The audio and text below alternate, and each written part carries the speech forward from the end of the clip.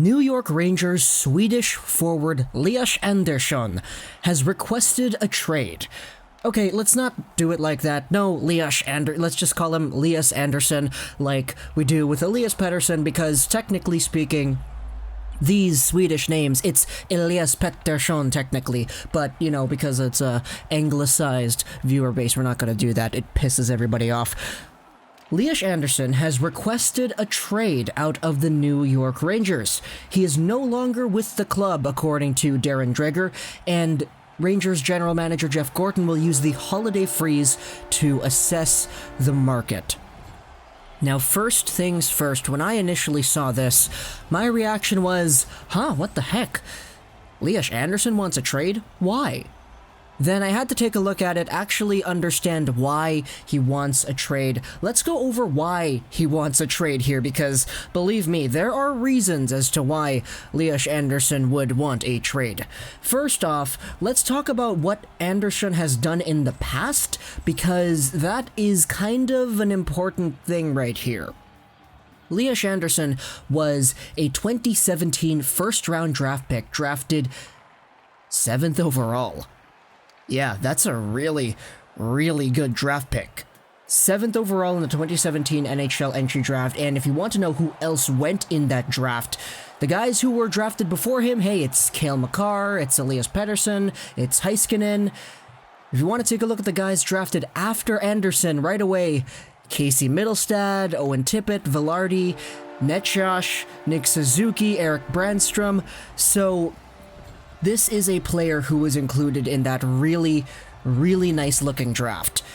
Andersson made headlines back then because he was a top 10 pick, and then he made headlines a little bit later because at the World Juniors, Team Sweden won 2nd place, and Andersson threw his medal into the crowd.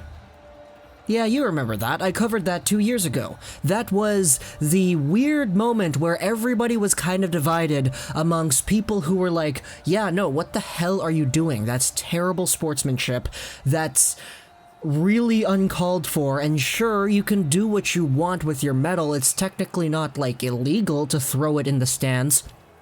But dismissing the achievement that your team was able to get in a world tournament as a sore loser who's upset he didn't win first is very, very bad. That's not a good thing that he did. The fan bases were split among people who thought like that, and among people who were saying, hey, no, the guy's really passionate and he wants to win, the guy's really eager, the guy won't settle for anything other than first. That's a great mentality to have because it shows that he's going to put in the effort to really be first, which a lot of people also thought as well. Now, either philosophy, you can't really disprove either one because technically they're both kind of right. That's the funny thing about philosophy, isn't it? You could really have many different points of views and either one cannot technically be considered wrong. But obviously, Andersson put himself in the spotlight by doing that, and now give it 2 years and now he's requesting a trade out of the team that drafted him 7th overall. Now, in order to understand why he's asking a trade, we have to just take a look at how he's been doing with the New York Rangers thus far. This year in 17 games played, he has 1 assist. That's really not great. In Hartford, the AHL affiliate of the New York Rangers, he's at 5 points in 13 games, which is not all too great either. Last year with the Rangers, he posted up 6 points in 42 games played, and overall, Lias Andersson is a player who, in a grand total of 59 NHL games, has 7 points and 2 goals. So he's not necessarily the bread and butter player that Rangers fans were expecting to get at 7th overall. And for the most part, it all has to do with his deployment. He's been playing an average of about 6, 7, 8 minutes a night, and in fact, going over to the last game before he got sent down to the Wolf Pack back in November, he played 3 minutes and 55 seconds against the Florida Panthers. This guy has not been utilized at all.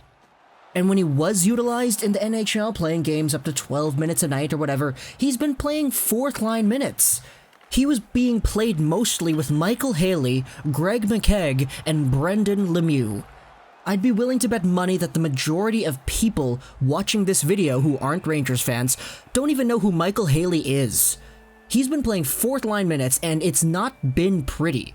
Is he being played on the power play? Yeah, technically he is. He's averaging 3 seconds of power play time on ice per game when he was here with the Rangers.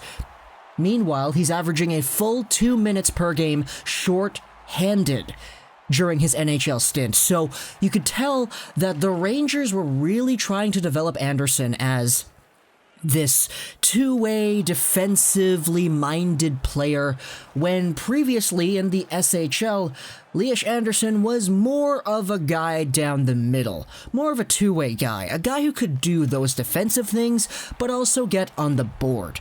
Before he went over to the Hartford Wolf Pack in 2017-2018, he played 22 games in the SHL, and he had 14 points. That's a pretty good number for a guy who was then only 19 years old. So, Lias Andersson, the expectations for him and the deployment of him, they've both been going down different directions. Because if you're gonna want to develop Andersson correctly, he's the kind of guy that you need to give the ice time to, you're gonna need to give that power play time to, and you're gonna need to let develop offensively. The Rangers haven't been doing that, and as a result, he wants a trade. Now, I saw a lot of people on Twitter saying things like, okay, this is the same guy who chucked his medal out in the silver medal winning of Team Sweden, and now he wants to chuck the Rangers out. So, there are a lot of people bringing up the questions of his, let's just say, work ethic, his overall drive, and what he wants to do to succeed. Because when he loses first place, he throws the second place medal out, and when he's not being developed properly, he demands for a trade.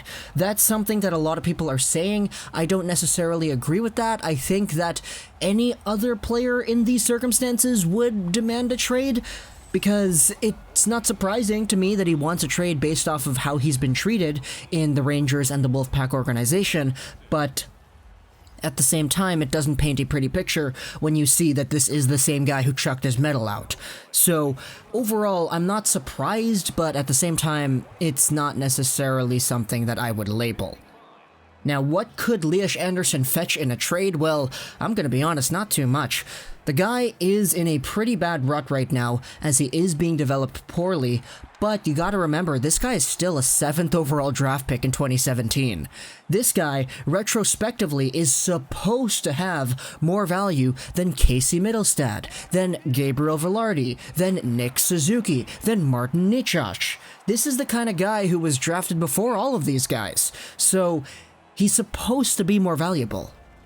But obviously, the track record and the hindsight don't lie. This player's trade value has plummeted down, and a lot of that has to do with the way the Rangers were developing him. Lias Andersson was never supposed to be a huge offensive dynamo. He was supposed to be a two-way guy who could do both ends of the ice properly.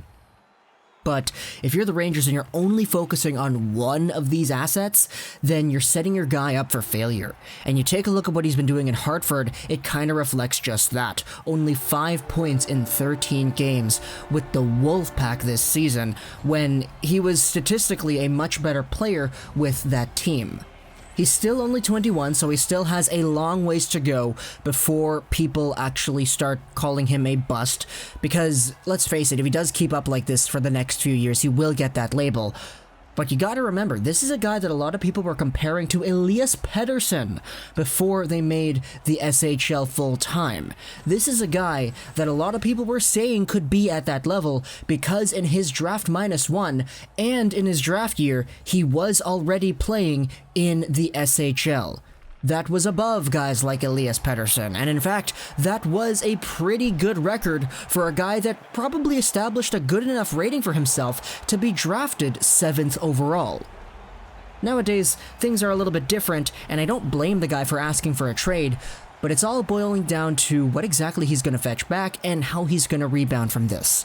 Once he gets a bigger opportunity, I can totally see him becoming a better NHL player. And who knows, maybe it's a team like Detroit, who's known for taking on reclamation projects, who bounces on a Lias Andersson and tries their faith with one more. Hope you enjoyed this video. Social 9, and bye.